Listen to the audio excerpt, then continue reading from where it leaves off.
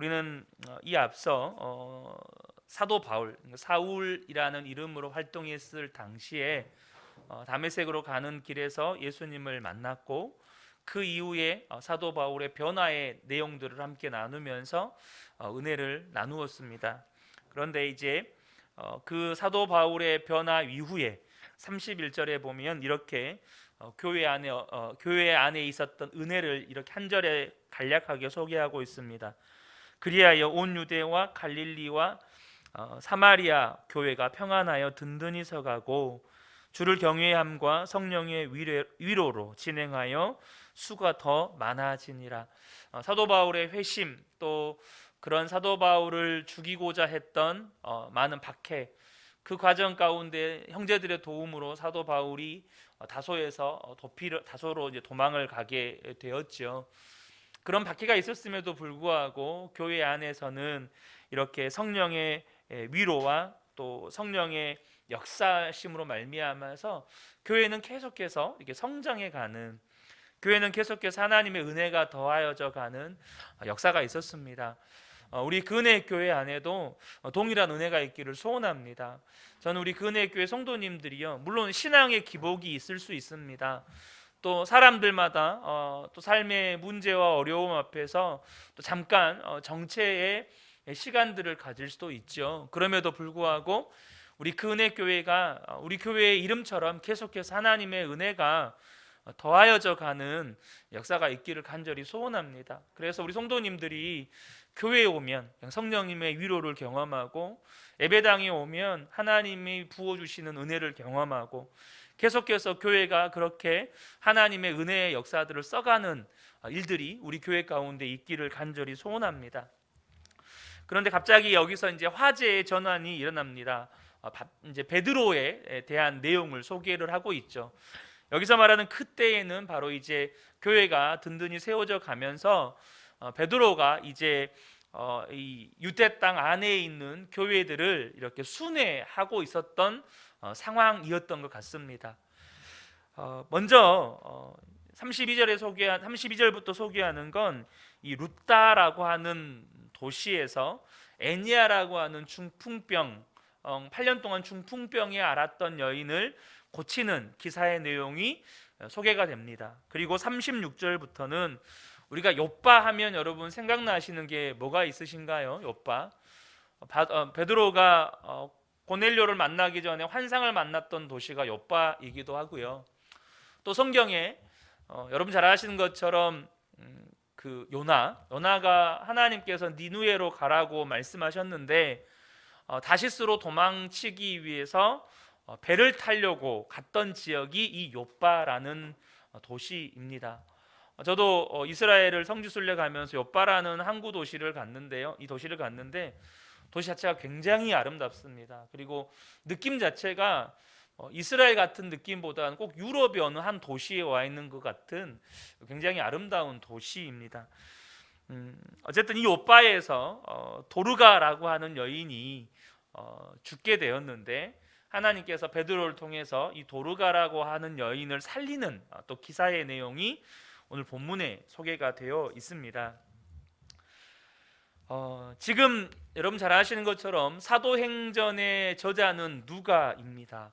누가의 직업은 의사죠. 그러니까 뭐 오늘날처럼 뭐 오늘 같은 높은 수준의 의학 지식을 가지고 있지는 않았겠지만 이 의사였던 누가의 눈으로 볼 때 이 8년 된 중풍병자였던 애니아라고 하는 여인, 이 여인은 의학적으로 회생이 불가능한 여인이고, 마찬가지로 도르가라고 하는 여인은 죽었잖아요. 그러니까 의학적으로도 다시 되살아날 수 있는 가능성이 전혀 없는 상태이죠. 그런데 그 두 여인, 8년 중풍병에서 일어나게 되어지고 죽음에서 이렇게 일어나게 된, 부활하게 된 이 역사들은 의사였던 누가의 눈에는 하나님의 초자연적인 권능이 아니면 설명이 되지 않는 사건이었습니다. 우리가 지난번에 잠깐 나누었지만 사도행전 1장 8절의 말씀이 성취되어 가는 과정이 전장에 이렇게 기술이 되어 있습니다.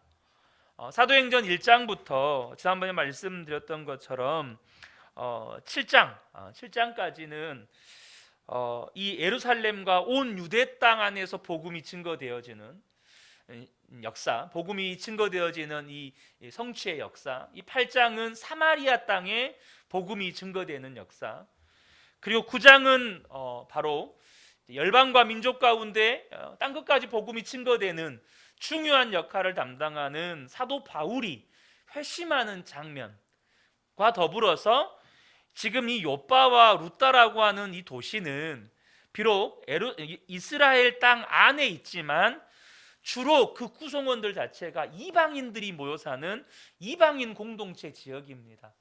무슨 말인지 되시죠? 그러니까 비록 이스라엘 땅 안에 있는 지역이긴 하지만 주로 이방인들이 많이 거주함으로 인해서 이스라엘 사람들에게는 좀 이방인 지역으로 여겨지는, 이방인이 살고 있는 지역이기 때문에 이방인 지역으로 여겨지는 지역인데, 그곳에서 하나님께서 8년 된 중풍병자를 고치시고 또 이 죽은 도르가라고 하는 여인을 살리시는 역사를 행하시는 것입니다. 저는 오늘 이 말씀을 통해서 하나님께서 우리에게 주시는 메시지를 크게 두 가지를 좀 나누려고 하는데요. 첫 번째는 뭐냐면, 주님의 교회는 반드시 치유와 회복의 역사가 있어야 된다는 겁니다. 이거는 부정할 수 없는 교회가 교회됨의 증거 가운데 하나입니다. 이 교회가 정말 오죽하면, 여러분, 이단들도 오죽하면 그걸 쓰겠어요.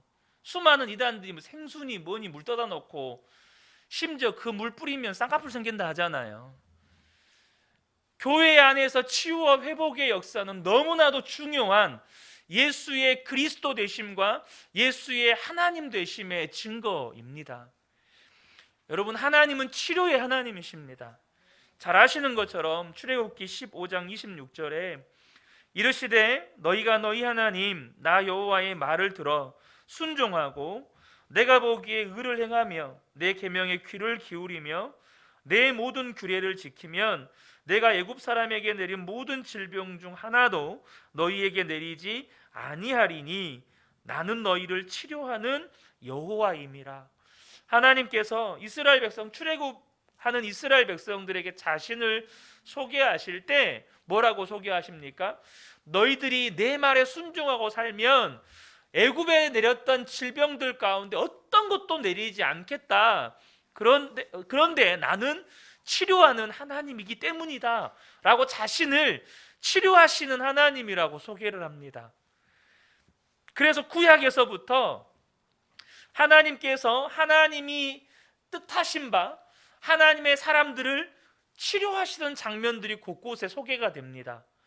여러분, 대표적으로 엘리야를 통해서 사르밧 과부의 아들이 죽을 때 하나님께서 그 과부의 아들을 살리십니다. 하나님께서 엘리사를 통해서 아람 장군 나아만의 나병을 고치십니다. 히스기야가 너는 살지 못하고 죽을 것이다 라고 하나님께서 사형 선고 내리신 거잖아요. 그때 히스기야가 정말로 벽을 보고 통곡하면서 하나님 앞에 기도할 때 하나님은 그 즉시 마음을 돌이키셔서 히스기야를 죽을 병에서 고치십니다. 하나님은 치료하시는 하나님이시라는 거예요. 또한 이 치유와 회복의 사역은 예수님의 공생의 사역에서도 핵심 사역이기도 했어요. 예수님의 공생의 사역의 핵심 사역 가운데 하나가 이 치유와 회복의 사역이었습니다.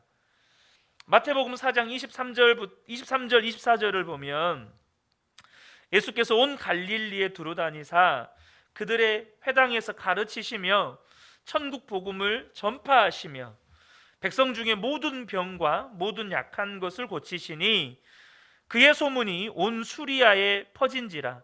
사람들이 모든 앓는 자 곧 각종 병에 걸려서 고통당하는 자, 귀신 들린 자, 간질하는 자, 중풍병자들을 데려오니 그들을 고치시더라. 예수님의 공생의 사역 가운데 핵심 사역 중에 하나가 뭐였냐면 고치시고 회복하는 사역이었습니다. 여러분, 제가 어렸을 때, 꼭 어렸을 때 이야기하면 좀 그렇긴 하지만 그나마 저는 의료 혜택을 좀 많이 받고 자랐습니다. 왜냐하면 아버지가 군대에서 그 위생병으로, 의무병으로 근무를 하셔서 그런 의학 지식들을 가지고 계셔서 그 의료 혜택을 받는다는 게 아버지의 치료를 받았다 이 이야기입니다. 아버지 치료를 받았다는 거예요.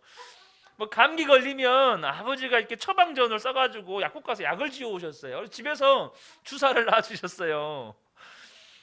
우리나라가 30년 전, 30년도 더 됐죠. 35년 전 그때 의료 수준이 뭐 오죽하겠어요. 근데 저도 선교지에 나가 보면 우리는 과거에 이렇게 어디 다치면 된장 바른다 막 이런 말들 종종 하잖아요.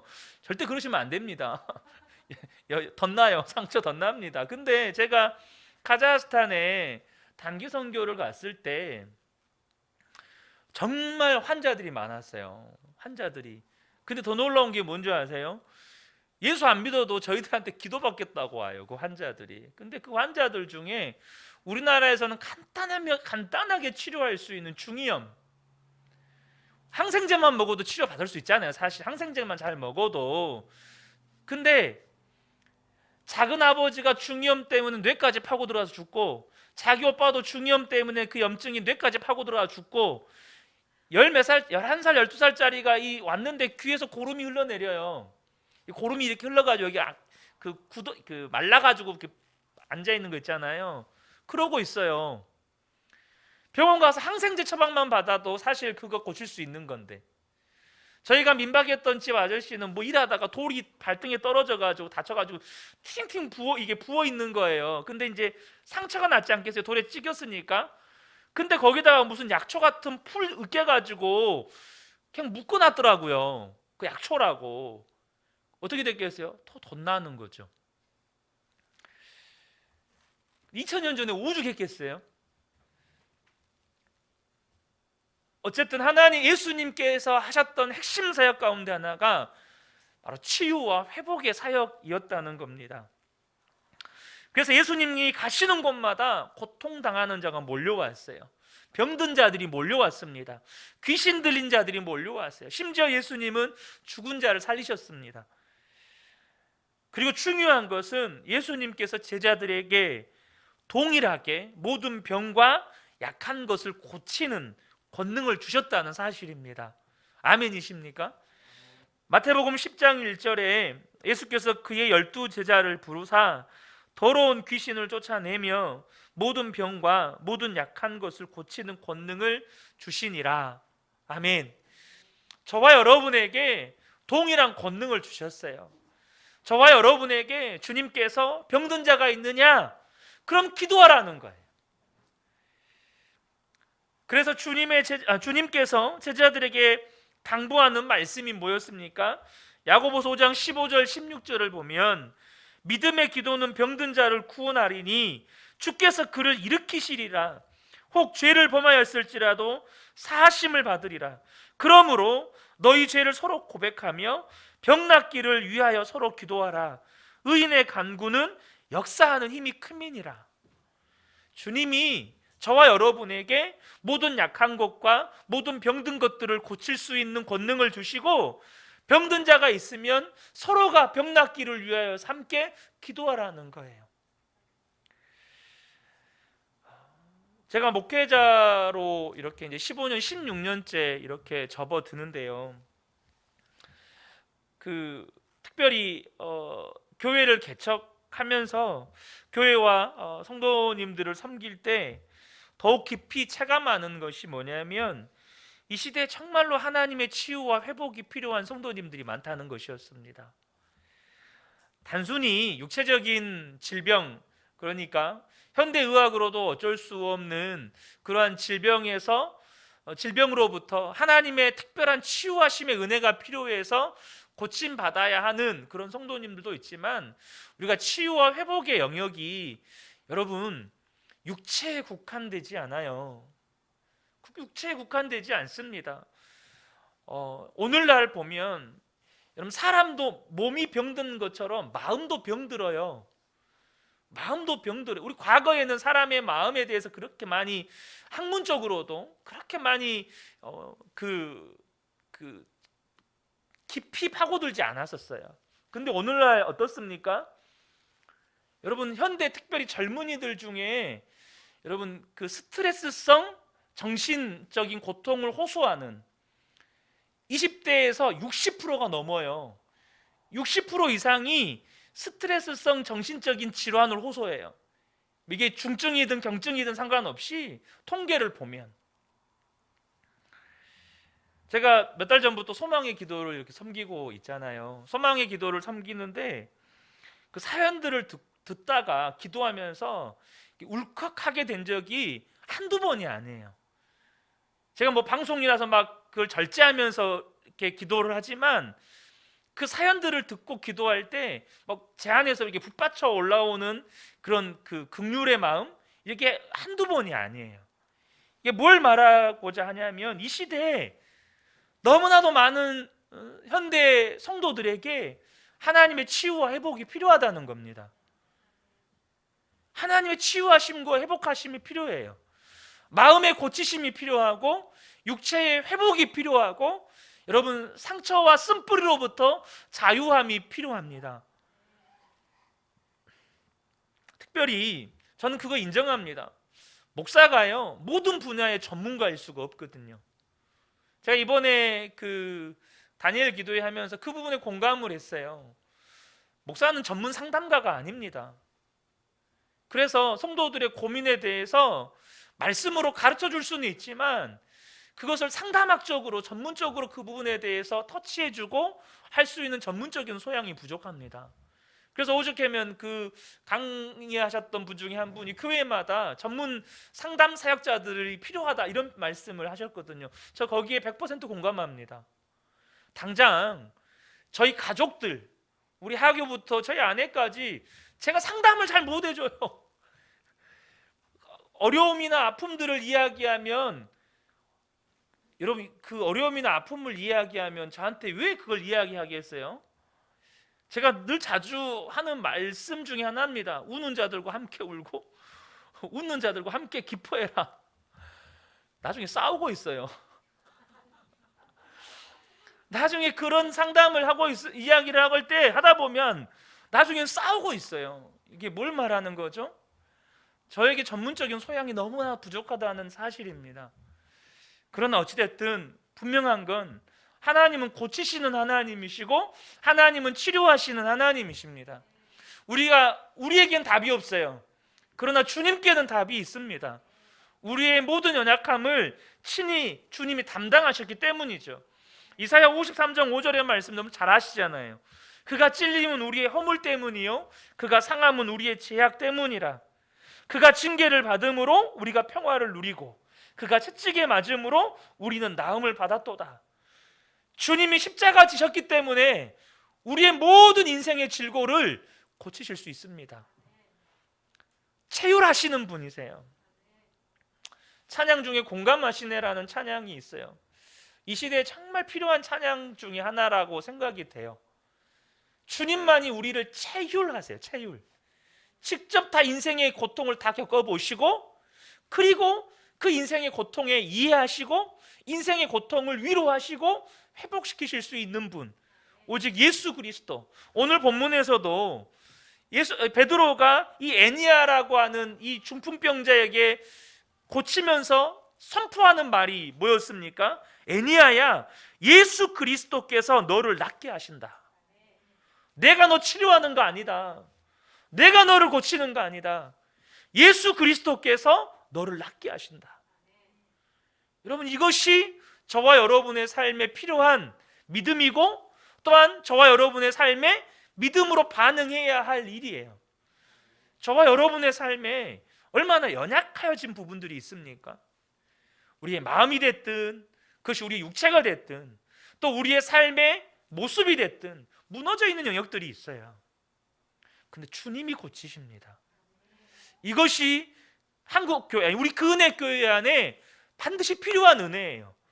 주님이 주님 되심으로 말미암아 나타나는 열매 중에 하나가 뭐냐면 치유와 회복의 역사입니다. 마음이 고침받고 육체의 질병이 고침받고 삶이 고침받고 그 사람의 삶 자체가 변화되는 것. 오늘 중풍병자를 고치실 때 주님이 베드로가 어떻게 말씀하죠? 베드로가 애니야에게 이런 말을 해요. 예수 그리스도께서 너를 고치신다 라고 끝내지 않아요. 병만 고치지 않습니다. 8년 동안 중풍병을 앓았으니까 8년 동안 누워있지 않았겠어요. 그러면 주변 사람들이 이분에게 가족들이 있어서 간병인이 있어서 돌봐줬는지 어쨌는지는 잘 모르겠어요. 근데 오늘날처럼 위생적이지는 않았을 것 같아요. 여러분, 어떻게 이 사람 8년 동안 누워있는 환자를 이렇게 씻기고 이걸 다 하겠어요? 못하죠. 여러분, 우리가 오늘날에도 잘해도 욕창 걸리고 막 그러잖아요. 근데 보세요. 지금 베드로가 뭐라고 이야기하냐면 병만 고치는 게 아니고, 저도 아파봤잖아요. 사람이 몸이 아프면 마음도 병들어요. 마음이 병든다니까요. 마음이 일어날 수가 없어요. 8년 동안 중풍을 앓아서 몸 하나 딸싹 못하는 이 상태에서 마음도 병들어요. 근데 베드로가 그 다음에 외치는 게 뭐냐면 일어나서 네 자리를 정돈해라. 이 말이 뭔 말일까요? 이제는 너의 삶의 자리가 네가 8년 동안 누워서 살았던 그 침상이 아니라는 거예요.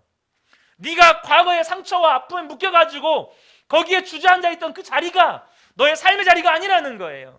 주님의 치료하심은 전인적이에요. 우리의 육체만 고치는 게 아니고 우리의 육체로 말미암아 육체가 병들어서 그것으로 말미암아 병들어 버렸던, 무너져 버렸던 우리의 모든 마음까지도 회복하셔서 새로운 삶의 현장으로 이끄시는 분이 주님이세요. 만약에 제가, 여러분 자주 드리는 말씀이지만, 제가 20대 23살 24살 때 그냥 무릎만 딱 수술을 해서 고침만 받았다면 저 이 자리에 못 있어요. 제 무너졌던 마음이, 제 무너져버렸던 제 마음 안에 이 무너져버렸던 것들이 회복되지 않으면 절대 이 자리에 있을 수가 없어요. 특별히 몸이 건강하고 몸에 건강에 자신이 있었고 또 운동을 좋아했던 전인지라 그게 특별히 심했어요. 내 몸을 내 마음대로 움직이지 못한다는 게 얼마나 때로는 자존심 상하고 그것이 마음에 힘들었는지 몰라요. 그 무너진 마음을 누가 고치시죠? 주님만 고치십니다. 애니야를 일으키실 때 병에서만 일으키신 게 아니고 그 마음을 온전케 하셔서 새로운 삶의 자리로 이끌어 버리시는 거예요. 두 번째로 우리가 더 함께 나누기를 원하는 것은, 오늘 본문의 말씀에서 우리에게 주신 메시지가 뭐냐면 자신의 연약함을 인정하고 도움을 요청하는 것이 참된 믿음이라는 거예요. 지금 애니야를 중풍병에서 고친 표적과 도르가를 죽음에서 살린 이 표적은 각각 다른 장소, 그러니까 애니야는 루따라고 하는 도시에서 중풍병을 일으킨 사건이었고, 도르가는 아까 요바에서 죽은 자를 부활시킨 사건이라고 말씀드렸죠. 그러니까 별도의 장소에서 별도의 사건이지만 이것이 결코 독립된 사건은 아니라는 거예요. 무슨 말이냐면 이 요바와 루따는 거리상으로 한 8km? 16km? 하여튼 그 정도, 16km 정도 되나 봐요. 16km 정도 되는 거리상에 놓여 있습니다. 그러니까 걸어서도 우리가 어른들이 1시간이면 4km를 걷잖아요. 4km를 걸으니까 왕복 8시간이면 왕복할 수 있는 거리, 여유 있게 걸어도 8시간이면 왕복할 수 있는 거리에 있습니다. 지금 시간적으로 이 루따에서 일어난 사건이 먼저 일어난 사건이고, 지금 루따에서 애니야를 일으킨 다음에 요바에서 지금 도르가가 죽은 겁니다. 그러니까 베드로가 루따에서 애니야를 일으킨, 중풍병을 고친 사건이 요바에 있는 성도들에게 들려진 거예요. 지금 도르가의 죽음을 직면해 있는 성도들에게 이 사건이 들려진 겁니다.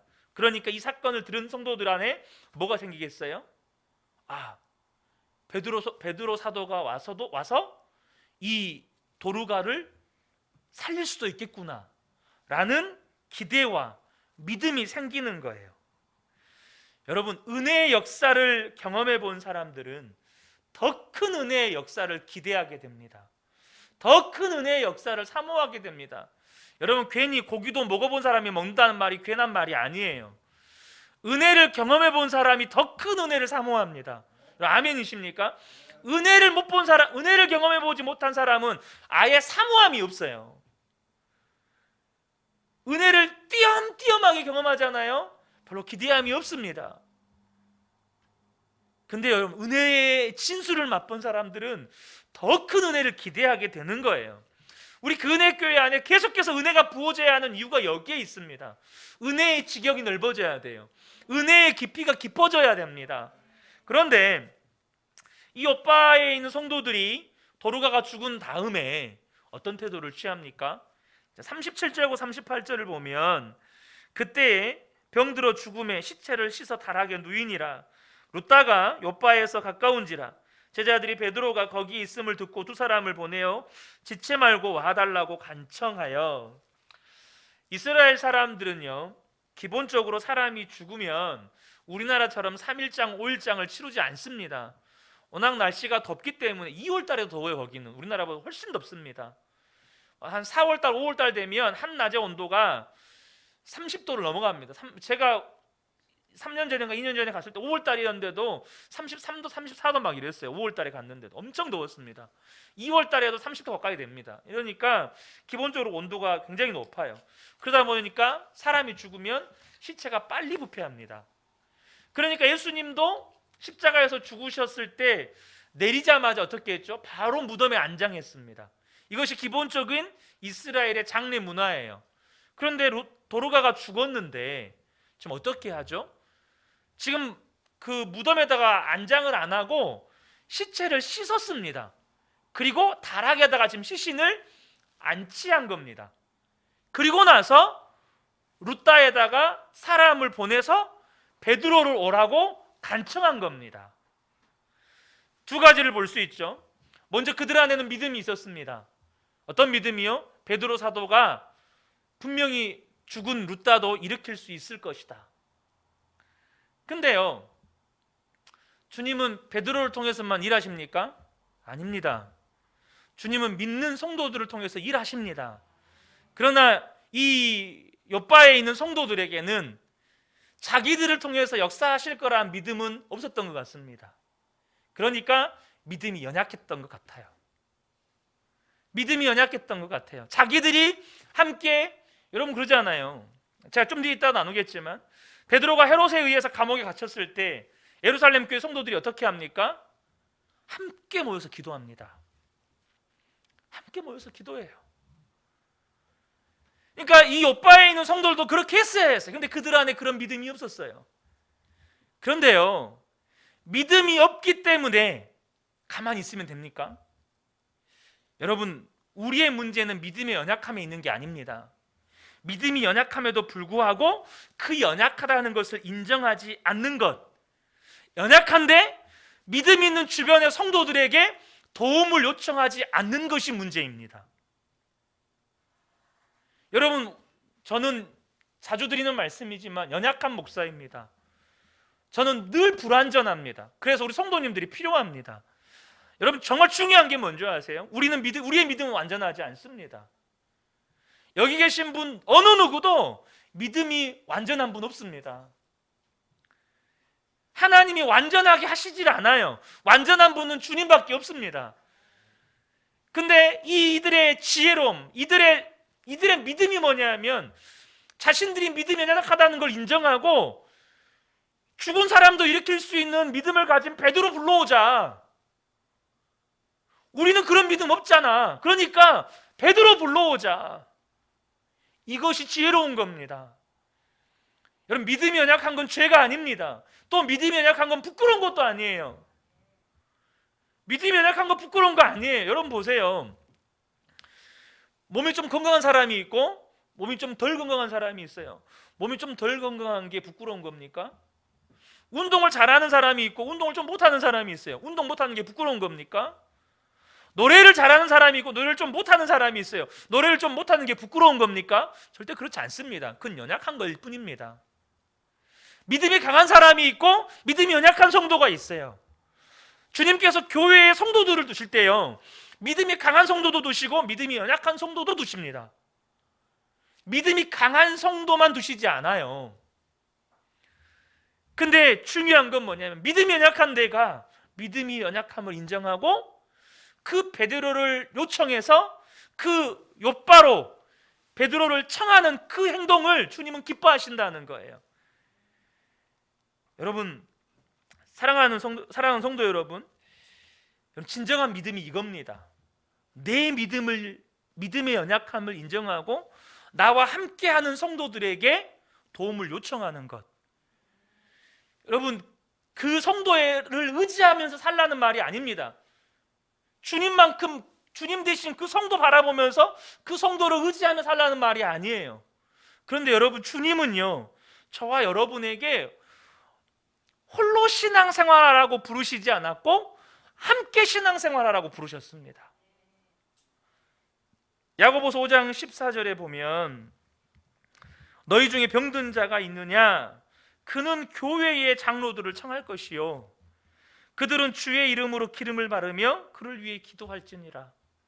병든 자가 있으면 혼자서 끙끙 앓으면서 주님 치료해 주세요 라고 하지 말고 교회에 있는 장로들을 청하라는 거예요. 교회에 믿음의 사람들을 청하라는 거예요. 당장 우리 교회 같으면 순장님들 청하라는 거예요. 여러분, 담임 목사 청하라는 거예요. 함께 기도하면서 주님 앞에 은혜를 구하라는 거예요.